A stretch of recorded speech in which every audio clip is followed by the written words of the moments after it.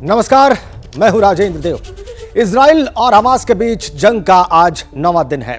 Gaza पट्टी पर air strike कर हमास को झकझोर देने के बाद इजरायली डिफेंस फोर्सेस गाजा में ग्राउंड ऑपरेशन की भी तैयारी में है। वॉर जोन से हर पल की अपडेट आप तक एबीपी न्यूज पहुंचा रहा है। एबीपी न्यूज आज के लिए भी खास तैयारी कर चुका है। 9वां दिन है आज जंग का और वॉर जोन में एबीपी न्यूज की टीम तैनात है।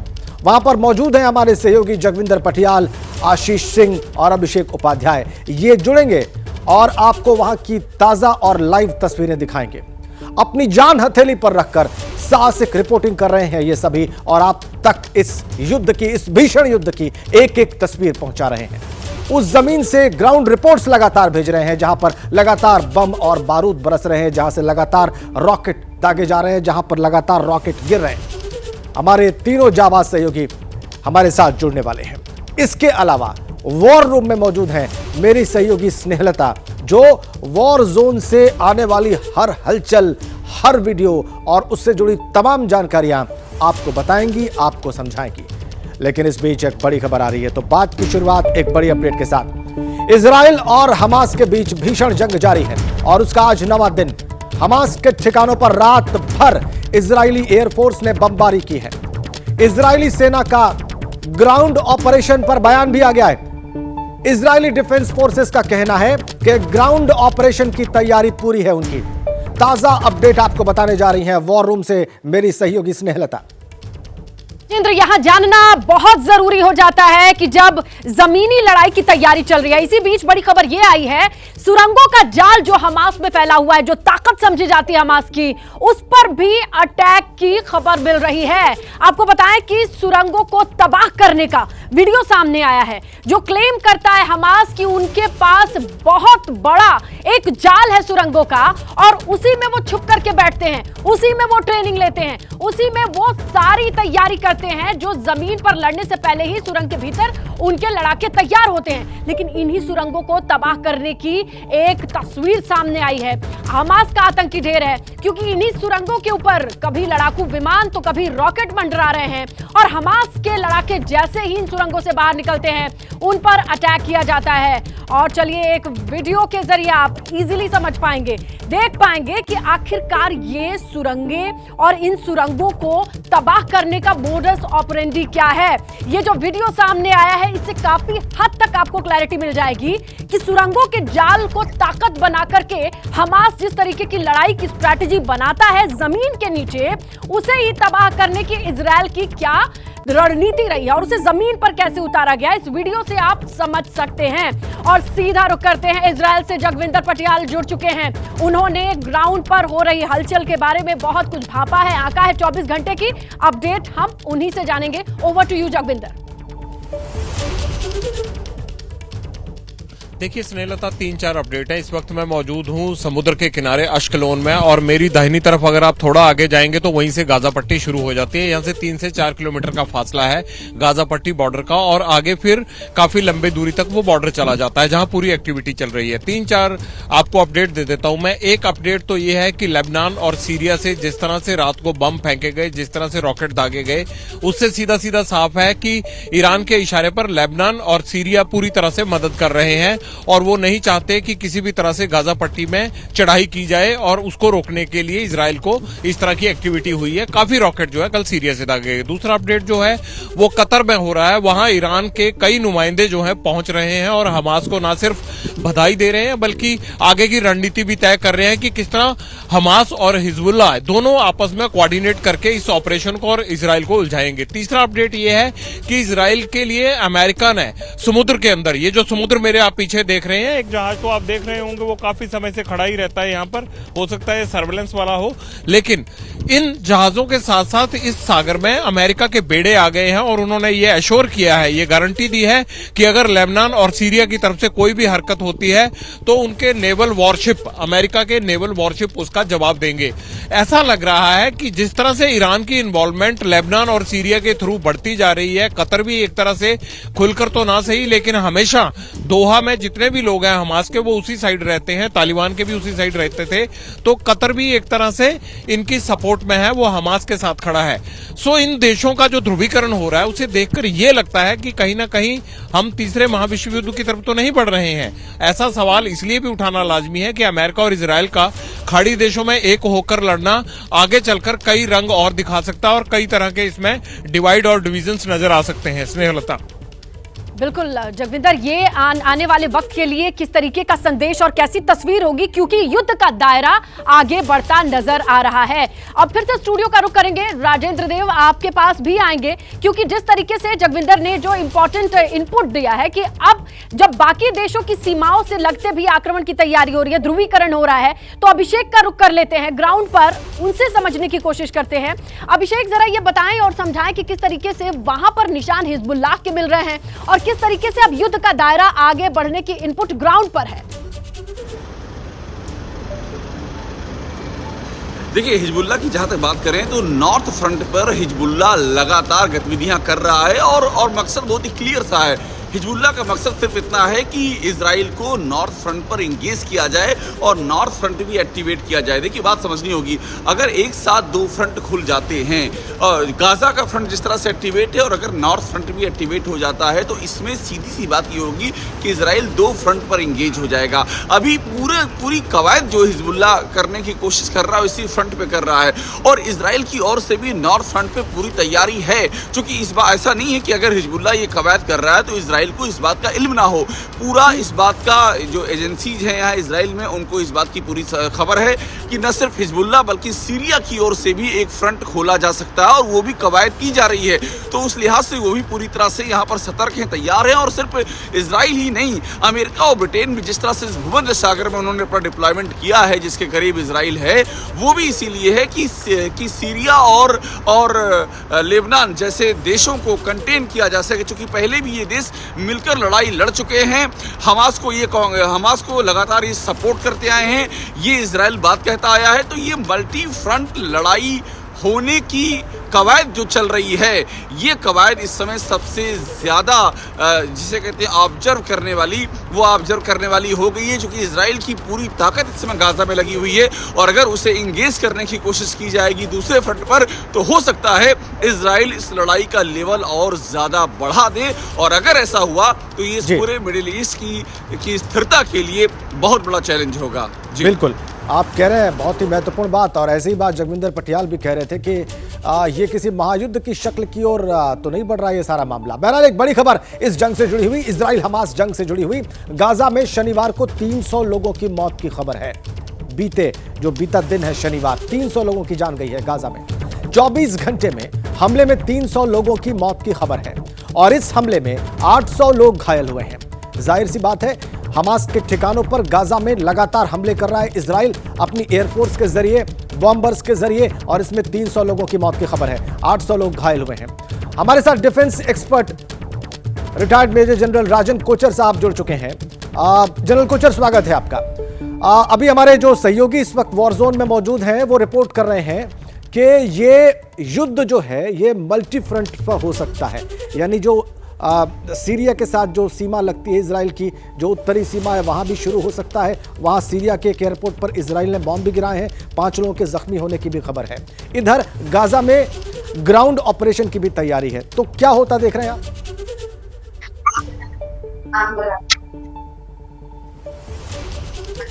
तो देखिए, ये करेक्ट असेसमेंट है, बिकॉज मुझे भी ऐसा लग रहा है कि ये एक फ्रंट से ज़्यादा खुलने वाला है। और एक इंडिकेशन इसका ये भी आ रहा है कि कल की ये न्यूज़ रिपोर्ट है कि सऊदी अरेबिया के जो किंग है और इस ईरान के जो प्रेसिडेंट है उनके बीच में भी कुछ बातचीत हुई है और ये जो डील है इजराइल की सऊदी अरेबिया के साथ, इसको अभी फिलहाल कोल्ड स्टोरेज में रख दिया गया है। तो इसका ये मतलब है कि एक रीअलाइनमेंट फिर से शुरू हो गई है। जो अरब नेशन इजराइल के साथ हाथ मिला रहे थे, अभी मुझे ऐसा लगता है कुछ टाइम के लिए ये चीज़ स्थगित की जाएगी। जहां पे लेबनान का सवाल है तो ईरान ने एक क्लियर स्टेटमेंट दिया है कि हम लेबनान में जो भी जो उनको सामान चाहिए, उसको एमुनिशन चाहिए, हथियार चाहिए, वो हम उनको सप्लाई करेंगे लड़ने के लिए। तो मुझे ऐसा लगता है लेबनान का फ्रंट जरूर ओपन होगा। सीरिया एक क्वेश्चन मार्क में आएगा, इसमें रशिया का एक रोल आ सकता है, बिकॉज रशिया और सीरिया बहुत क्लोज है एक दूसरे के लिए। तो इसमें हो सकता है कि रशिया के साथ कुछ डिस्कशन हो, और अगर रशिया सहमति अगर अपनी देगा तभी इसको सीरिया से अटैक्स आ सकते हैं। पर अगर आप इसको इजराइल की फोर्सेस की एक्चुअली करें, अगर उसकी असेसमेंट करें, तो आपको याद होगा 67 वॉर में, 73 वॉर में इजराइल ने 3 देशों को एक टाइम पे लिया था। जॉर्डन को भी लिया था, सीरिया को भी लिया था, इजिप्ट को भी लिया था। तो अभी उसके बाद इजराइल ने अपनी आर्मी में काफी इजाफा किया है।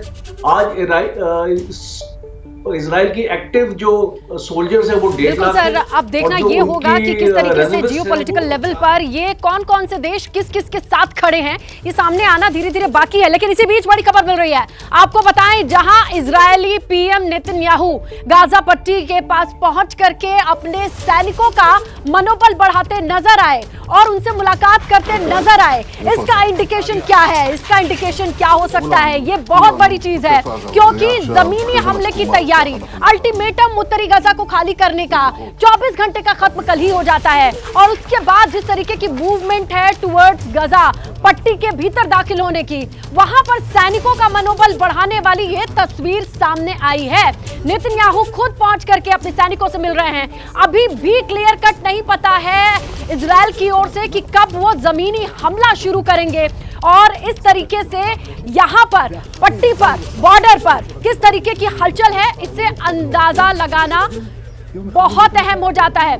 हमारे 3 सहयोगी वॉर जोन से डायरेक्ट रिपोर्ट कर रहे हैं, पल पल की अपडेट दे रहे हैं, और हम रुक करेंगे आशीष का। आशीष से समझने की कोशिश करेंगे कि जहां पर वो मौजूद हैं जियोग्राफी के फॉर्म में, उस जगह की भूमिका क्या है, सामरिक दृष्टि से उस जगह की भूमिका क्या है, बताएं और समझाएं आशीष।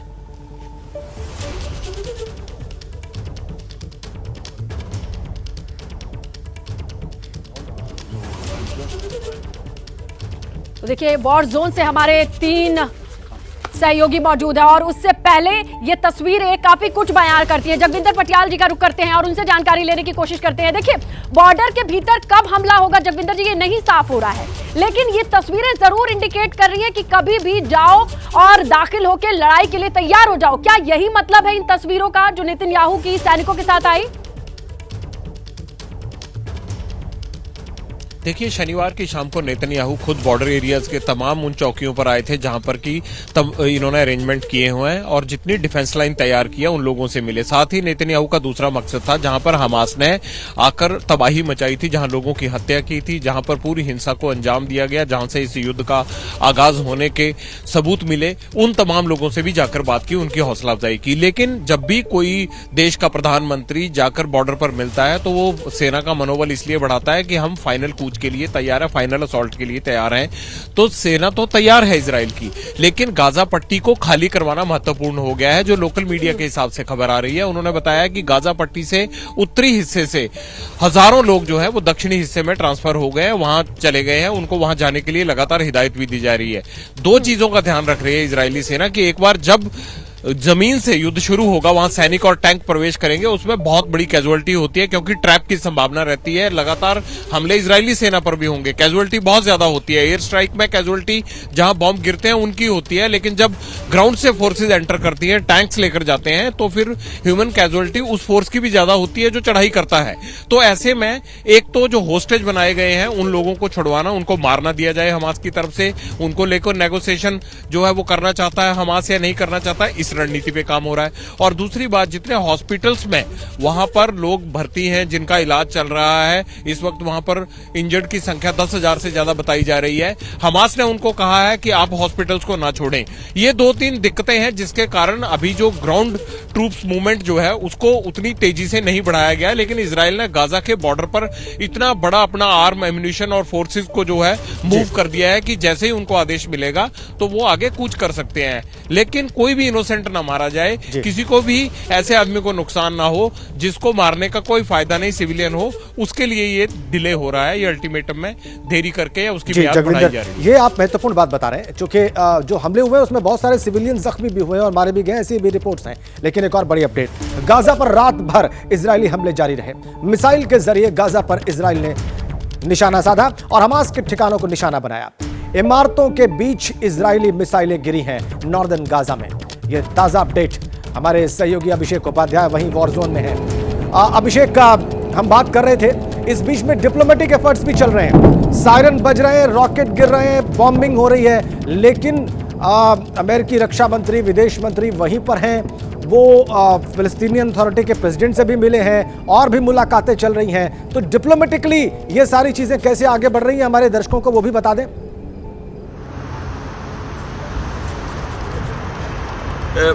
बैक चैनल डिप्लोमेसी है वो यहाँ पर बिल्कुल पूरी तरह से एक्टिवेट है और अमेरिका की ओर से ये कोशिश की जा रही है कि इसमें दूसरे प्लेयर वो एक्टिवेट ना होने पाए, खासतौर पर ईरान।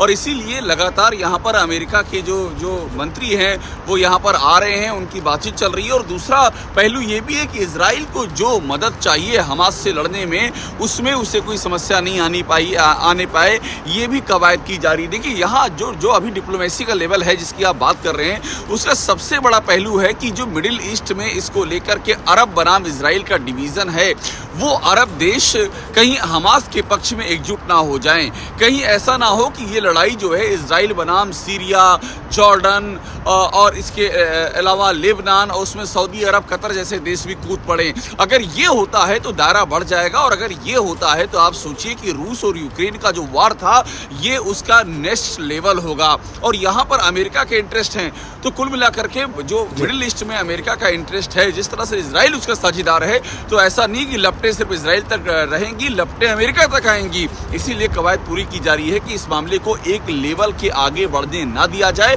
और वो जो लेवल होगा उस लेवल में इजराइल का एडवांटेज हो, इसको भी सुनिश्चित किया जाए, और उसी की डिप्लोमेसी यहाँ पर दिखाई दे रही है। 9वां दिन है इजराइल और हमास युद्ध का, भीषण जंग चल रही है मिडिल ईस्ट में, और लगातार हम आपको उसकी तस्वीरें दिखा रहे हैं। और इस पर बात करने के लिए हमारे तमाम सहयोगियों के साथ एक खास मेहमान भी जुड़े हुए हैं, defence expert retired major general Rajan Kochar साहब। जनरल कोचर, अभी हमारे तमाम सहयोगियों की रिपोर्ट आप देख रहे थे, ये सीरिया और लेबनान के इसमें इन्वॉल्व होने की भी बात है, और हम बात कर रहे थे कि कैसे अलग अलग फ्रंट खुल सकते हैं, लेकिन इजराइल की सारी ताकत तो गाजा में लगी हुई है, फिर क्या होगा?